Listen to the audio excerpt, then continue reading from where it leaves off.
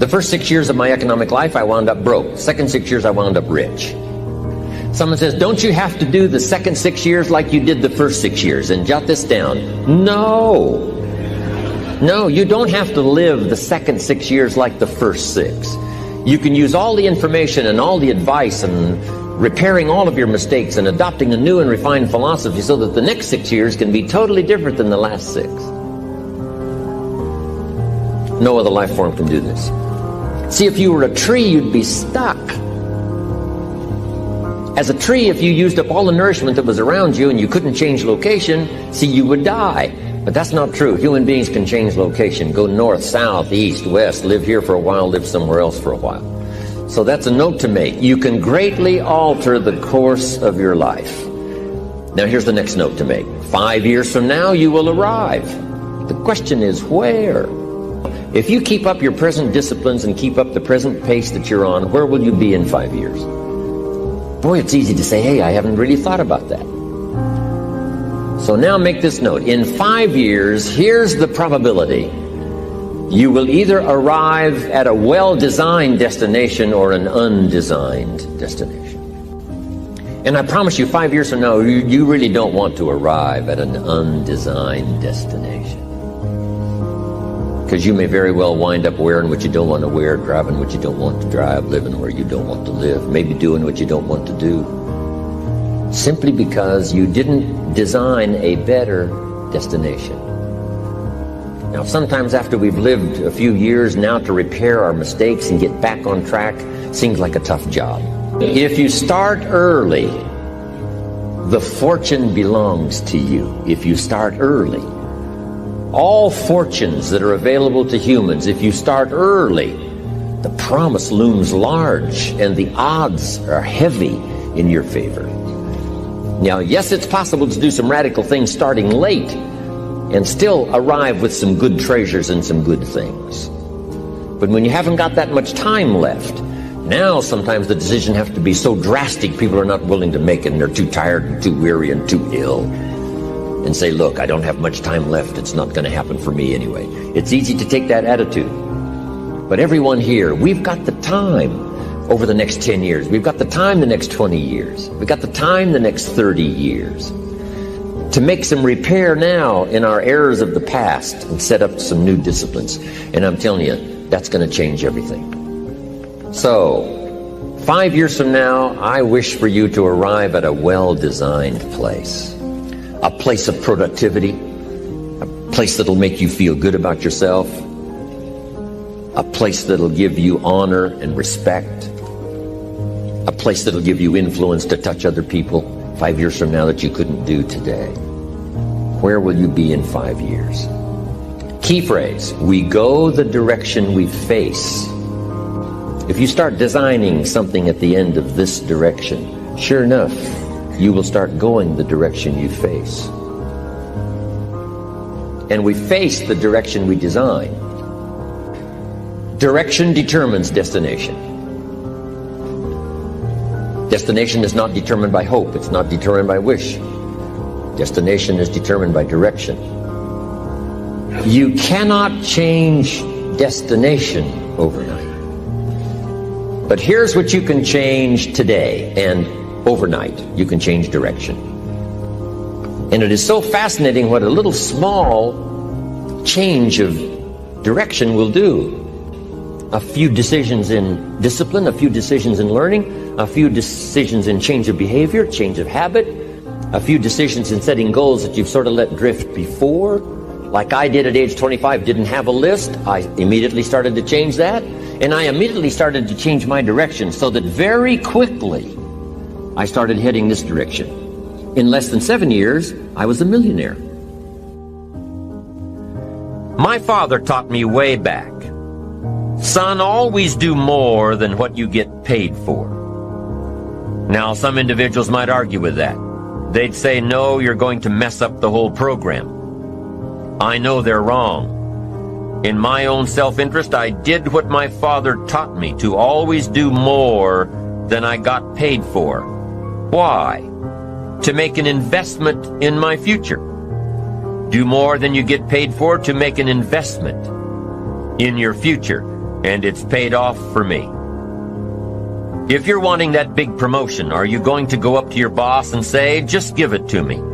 I'll work harder if you just give me that promotion. No, it doesn't work that way. You've got to do more in your current position so that you get noticed, so you stand out from everybody else. So the boss says, hey, we've got this position opening up, and I think we should give it to Nancy.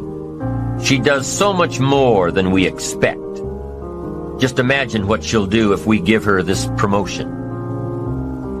You've got to do more than you're paid for. You've got to. It's an investment in your future. It's one thing to make a sale. I'm telling you, if you make a sale, you'll make a living. All of us have found ways to make a living. What got interesting for me early on was to figure out ways to make a fortune. You'd say, well, Mr. Rohn, how would I deserve to make a fortune? It's easy. Render fortunes of service. People will do things you cannot believe for people who give them good service. Here's one of the greatest gifts you can give anybody, the gift of attention. In return, they will do extraordinary things for your career, take you by the hand, and lead you to more people than you could meet by yourself. Always do more than you get paid for. Life responds to deserve, not need. Life was not designed to give us what we need. Life was designed to give us what we deserve. Once you understand that little life principle in your own self-interest, I'm telling you, it's life-changing. The ancient law does not go like this. If you need, you will reap. No, it doesn't work that way. A lot of people out there are hoping it works that way, but no, it doesn't. The ancient law goes like this. If you plant, you will reap. If you sow, you will reap. Somebody says, well, I really need to reap. Well, then you really need to plant in your own self-interest. Your own self-interest needs to be educated in how to plant, how to do it so everybody wins, because life doesn't respond to need. You can't go to the soil and say, I need a crop. The soil just smiles at you. And here's what the soil says. Don't bring me your need, bring me some seed. Bring me some effort. Bring me some discipline. Bring me some interest. Bring me some service. Bring me these things, and I'll return to you multiplied by 2 times, 5 times, 10 times. You can't come with need. You've got to come with seed. You've got to come with willingness. You've got to come with skills. You've got to be willing to learn, willing to change, willing to grow, willing to put yourself out, willing to stand up to the bad weather, willing to pull out the weeds, willing to nurture. That's the only way you get a return. Once you understand these principles, self-interest now truly becomes an exciting challenge, making sure everybody wins.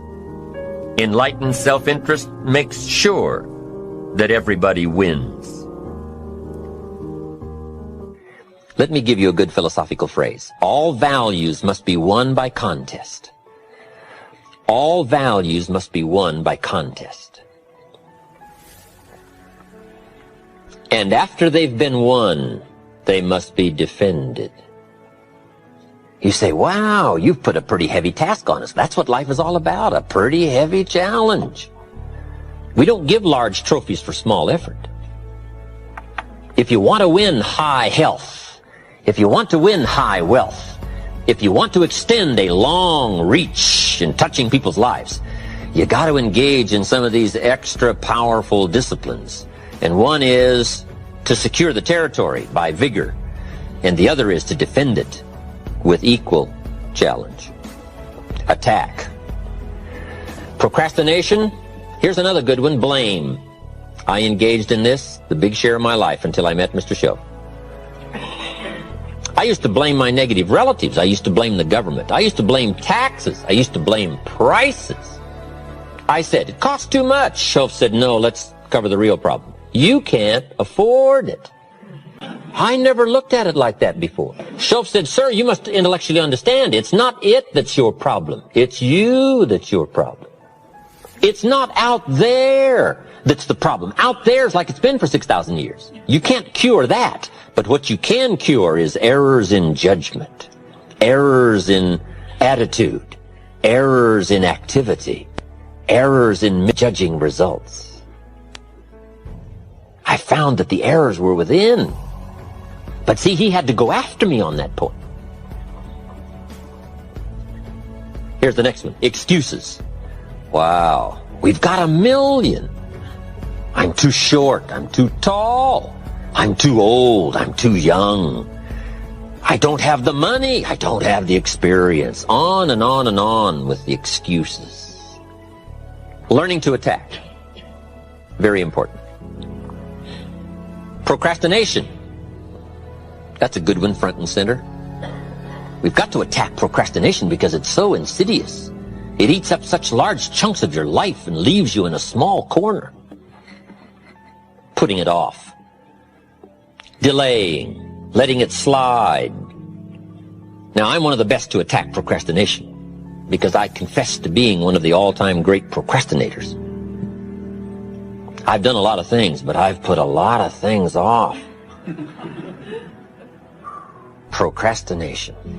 I am so good, I could teach it. But I also know the pain of procrastination. I also know the regret that comes from procrastination. I can also show you pieces of my life missing, never to be repaired, because I let it slide. Now see, if we all studied our own lives, and we're trying to help somebody with this insidious disease of procrastination and putting it off, front and center, we use ourselves as best example because you feel the strongest about your own experiences and your own emotions.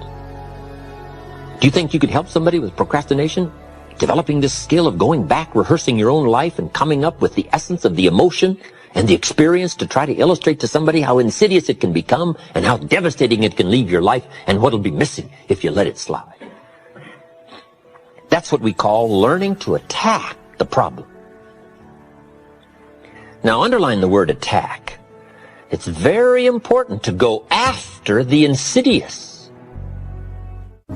If the future gets clear, the price gets easier. Because you got to remember, for every promise, there's a price to pay. Everybody's got to pay the price. Everybody's got to do the deal. Everybody's got to do the disciplines. Everybody has to pay. But here's what I've discovered. If the promise is clear and powerful, the price is easy to pay. The price is some classes. The price is a few books. The price is a few disciplines. The price is finding something that'll make your life better, make you grow, make you change, make you develop. So the first part of the key is to design the promise. Then, what is the price to pay? I'm telling you, the price will be easy. Anybody in my audience can pay. No matter where you are, where you come from. Color doesn't matter, religion doesn't matter, where you grew up doesn't matter, circumstances don't matter. I'm telling you, if you'll make the promise of the future clear for yourself, the things you want, the places you want to go, the things you want to have, the person you want to become, the skills you want, the homes you want, the future you want, the friends you want, all of the values of life that you could possibly want. If you'll make that clear, make those lists, and be serious about it, I promise you it's an easy price to pay. Anybody can pay it. And the best advice I can give you is, if I can do it, you can do it. Farm boy from Idaho, raised in obscurity, I changed my life, turned it upside down, turned it all around, found economics, found future, found promise, and if I can do it, you can do it. So, start setting your goals and see if you can't get a better excitement going for the things you want to accomplish for the future. One of the major reasons for setting goals is for what they make of you in achieving them. My teacher advised me when I first got started at age 25, he said, Jim, why don't you set a goal to become a millionaire? He said, it's got a nice ring to it, you know, enough zeros to impress your accountant. And he said, I'm here to help you. You're only 25 years old. You've been to 1 year of college. You've got a beautiful family, every reason to do it. Why don't you set a goal to become a millionaire? And he said, here's why. And I thought, he doesn't need to teach me why. Wouldn't it be nice to have $1 million? He said, no, then you'll miss it. He said, here's why. For what it will make of you to achieve it. I'm telling you, that statement changed my life. Set the kind of goals that will make something of you to achieve them. He said, now, once you become a millionaire, what's important is not the money. I thought, that's kind of strange teaching. He said, honest, it isn't important. He said, you could just give the money away. Now, I did better than that. I lost it all. By the time I was 31, I was a millionaire. By the time I was 33, I was broke. But when I lost all my money, guess what? I found out Mr. Schoaf was right. What was valuable was not the money. What was valuable was what I became to earn the money. The skills I had, the knowledge I had about the marketplace, the values that I had going for me. They were more valuable than the money. And here's an important statement to remember. It's not what you get that makes you valuable. It's what you become. So part of the key here is to set the kind of goals that will make something of you. Don't set them too low so that you don't have to grow and you don't have to read and you don't have to try and you don't have to stretch. Don't set them too low. And then don't sell out. Don't go for something that's going to cost you your virtue or cost you your values or sell out your principles. There's a good middle road here to follow. Goals that will inspire, goals that will help you grow, change, develop, and become better than you are. Okay. Now let's talk about financial independence. How to become rich by 40, 35 if you're extra bright, much sooner if you find an opportunity like I did. Let me show you how I did it. Financial independence. I like the phrase financial independence. Some people are a little bit concerned about using the word becoming rich or becoming wealthy, and I can understand that. I struggled a little bit with this. Is it okay to go for becoming rich, go for becoming wealthy? And maybe that's a bit too strong a word or strong a term. So here's what I've come up with that I think is comfortable for me, and that is how to become financially independent. I think it's every person's heritage here, especially in America, to become financially independent. Now, let me give you my definition of financial independence. Financial independence is the ability to live from the income of your own personal resources. Financial independence. Now it depends on how you want to live. If you need $2,000, $3,000 a month, if you need $4,000 or $5,000 a month, if you need $10,000 a month, some people may need, $100,000 a month. But whatever you would need to live, and you could earn that living from the income of your own personal resources, that's what I call financial freedom, financial independence. And let me show you how to acquire it. If you start at age 15, between ages 15 and 35 is 20 years. And in my personal opinion, based on my own studies and my own experience, 20 years, in my opinion, is enough time to become financially independent.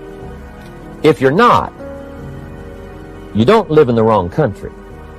Probably what's happened is you have the wrong plan. And it's easy to be a nice person with the wrong plan. I found that when I was 25 years old. I was broke at age 25, and I was a nice guy. You would have liked me. But I'm telling you, my plans up until then, especially my financial plan, left me broke. I totally changed it the next 6 years, and I became financially independent. So I know what I'm talking about. It is possible in a reasonable amount of time, 15 to 35, whatever, 20 years time, enough time. You can do it in a much shorter period of time, like I did if you want to. But this is a reasonable enough time. But here's number one. First of all, you got to have the right philosophy. Philosophy is our ability to gather knowledge and sort through it and decide what's valuable. To develop a philosophy about life, a philosophy about our health, a philosophy about our family relationships, a philosophy about economics. And if you develop the right philosophy, that's what helps to set this sail, so that in 6 years it takes you where you want to go, instead of winding up like I did that first 6 years of my economics, broke, no money, empty bank account. The right philosophy. Now let me give you a couple of philosophies to consider. Here's the first one. It's called the philosophy of the poor. And here it is. Poor people usually spend their money and invest what's left. That's the philosophy of the poor. Now here's the philosophy of the rich. Rich people invest their money and spend what's left. And here's the startling answer. It really doesn't matter what the amount is. What's most important is not the amount. What's really important is the philosophy. So I would ask you to adopt this philosophy of spending after you have invested. Invest first, then spend. And I've got a little formula that I'm going to share with you. Now, what should a child do with $1? I mean, there's a lot of debate going on, I'm sure, across the country on what a child should do with $1. Here's one opinion. It's only a child and it's only $1. What difference does it make? Well, in my opinion, it makes all the difference in the world. A person's economic future starts with a child with $1. Somebody says, oh, no, you're only young once. Let him spend it all. Well, when would you hope that would stop? Somebody says, well, wait till he's 50 and broke like me and then he'll learn. Well, no, we don't want to wait that long. If I would have known earlier than age 25, I would have changed. In high school, if they would have had classes called Wealth 1, Wealth 2, I'd have taken both classes. I would not have waited until age 25. So, the earlier the better. So, what should a child do with $1? Here's the simple premise to begin with. Don't spend it all. And if a child wants to spend the whole $1, you got to say, hey, don't spend it all. Don't spend it all. They'll say, why not? It's my $1. I earned it. You say, I know you earned it, but don't spend it all. They'll still say, why not? Say, let me show you why not. So you put them in your car, take them to the other side of town, and show them where people live that spend the whole $1. Just drive them around. Kids learn best by visual. Just drive around and say, would you like to live here? Kid says, no. Would you like to live like these people live? Kid says, no, no. Then you can't spend the whole $1. So, kids will get the message. So, take them to the other side of town, show them around, unless you already live there, and then just show them around. Anyway, don't spend the whole $1. Now, let me give you my best view of what to do with $1. And I promise you, if you started at age 15, now if you're over 15, right, you've still got plenty of time. You still got 20 years. If you're 30, you still got 20 years. I mean, you still got plenty of time to start what I'm about to share with you. What to do with $1. Here's my first bit of advice. Never spend more than 70 cents. Never spend more than 70 cents. Now, you got to pick some number, and the number you pick is going to be determined by your philosophy. It's going to be determined by what you've been taught or your experience teaching yourself. When I first met my teacher, Mr. Schoaf, I was at about 110% of each $1. I'm down at Budget Finance, hawking my furniture and my car one more time. And then I learned a whole better formula for financial independence. Number one, don't spend more than 70 cents. Now, kids say to me, well, okay, what do I do with the other 30 cents? And here's what I teach them. 10 cents for charity. Charity or church, or helping people that can't help themselves. 10 cents to support worthy projects. Projects that you feel good about. 10 cents out of every $1. It's called being generous with part of what you've taken out of society. Now, in my opinion, nothing teaches us character better than generosity. No class, no teacher, no book teaches character better than generosity. And the best time to start is when the amounts are small. And I know if kids learn these lessons well, they'll give a dime out of $1, help people that can't help themselves, support worthy projects. Or if you belong to a church, they teach tithe, piece of. That's very important. Now, because when the amounts get larger, sometimes it's a little more difficult. Giving 100,000 out of $1 million, someone says, oh, if I had $1 million, I'd give 100,000. I'm not sure. That's a lot of money. So the time to start is when the amounts are small. 10 cents out of $1. Okay, next 10 cents I call active capital. Active capital means do something to make a profit. Active capital. Set aside a portion of your income Wages are okay, but I'm telling you, wages will make you a living. Profits will make you a fortune. So set aside part of your income as capital, called active capital. Any kind of project you can possibly think of, you can possibly come up with. I'm going to write a new book, I think, for kids. I think the title is going to be, Of Course Kids Should Pay Taxes. It's kind of an interesting title. In California, kids do pay taxes. When a child walks into 7-Eleven, buys something that costs $1, the proprietor says, give me 7 more pennies. And the child says, hey, what's these 7 pennies for? And the proprietor says, that's the taxes. Kid says, well, hey, I'm only 8 years old. Proprietor says, congratulations, you're my youngest taxpayer. Give me the money. So in California, where I live, kids do pay taxes. Big question is, should they? And my book will answer that question. Of course, kids should pay taxes. Nothing is for free. If you want to ride your bicycle on the sidewalk instead of in the mud, you got to pay the 7 pennies. Nothing is free, so we all have to pay.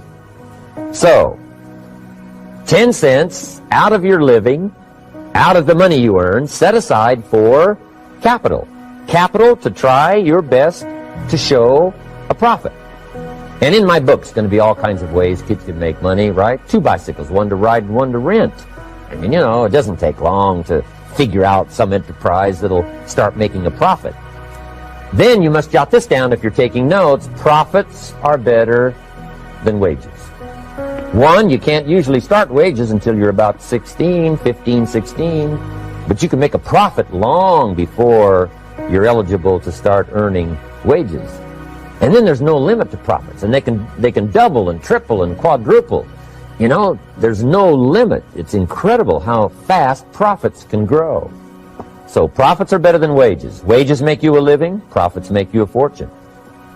Now, the third 10 cents is vitally important. I call it passive capital. Capital you let somebody else use. A financial institution, stocks and bonds, mutual funds, whatever. Let someone else use it, you furnish the money, they use it to make a profit, but they pay you for the use of it, called interest. And here's one of the things that'll make you financially independent fairly quickly, and that's called compound interest. And this is how you get it. Letting someone else use a portion of your money, your substance. They show the profit, they pay you interest. And this passive capital, I'm telling you, over a sustained period of time, if you'll develop this little 10, 10, 10, and 70, especially starting at age 15, I'm telling you, by the time you're 35, you will be financially independent. You'll have the ability to live from the income of your own resources. And then one more point on passive capital. There's a Bible philosophy. I'm an amateur on the Bible. But there's a Bible philosophy that teaches the borrower is servant to the lender.